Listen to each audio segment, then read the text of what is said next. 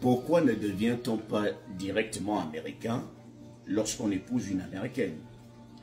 Telle est la question qui est souvent posée par plusieurs personnes. Pourquoi, enfin, en Afrique, hein, lorsque tu dis à quelqu'un, je me suis marié à une américaine, oh, ça veut dire que tu as déjà des papiers? Bien, non. Nous tous, on a pensé ainsi. Lorsqu'on était chez nous, on se disait qu'il suffisait seulement que tu épouses quelqu'un, dès que le mariage finit, tu deviens automatiquement américain. Non. Personne ne s'imaginait qu'il fallait passer par un long processus, qu'il fallait même que tu obtiennes la carte verte. On va d'abord te remettre une carte verte de 2 ans, c'est-à-dire la carte verte conditionnelle.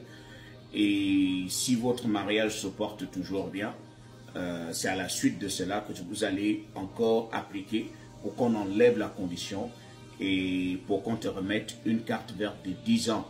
Tu n'es toujours pas américain. Tu es là résident permanent. Et là, c'est dans le plus beau des cas, lorsque tout se passe bien. C'est-à-dire, tu te maries et puis tu lances la procédure. Par contre, il arrive aussi que les choses se passent mal. On ne s'imaginait pas qu'il fallait le consentement intégral de la personne qui t'a épousé, la personne qui a la nationalité, qu'il fallait que cette personne prouve également qu'elle est capable de te nourrir. Parce que lorsque tu épouses en américain, cet américain est capable, doit être capable de prouver qu'il peut se nourrir, il peut te nourrir et se nourrir lui-même. Alors il arrive que les relations, les mariages se passent comme ça. Une Africaine qui épouse un Américain et après elle découvre que l'Américain n'a même pas assez de moyens, lui-même il ne travaille pas. Alors qu'elle se disait que l'objectif c'était d'épouser seulement un Américain, sans pourtant se dire est-ce qu'il a assez de moyens pour me nourrir? Parce que celui qui t'épouse, qui est américain, doit prouver qu'il peut te nourrir.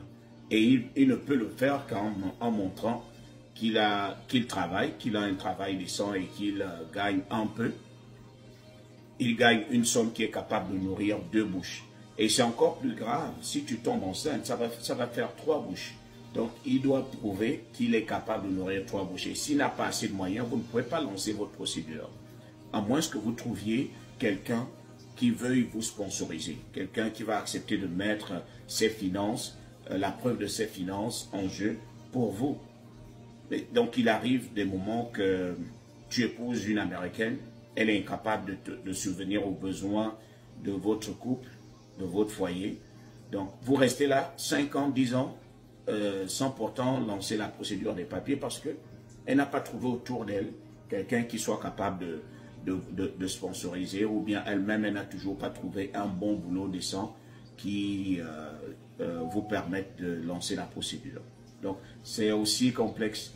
Ce n'est pas aussi facile comme on le pensait lorsqu'on était chez nous. Une fois que tu épouses quelqu'un, toi aussi tu es déjà américain.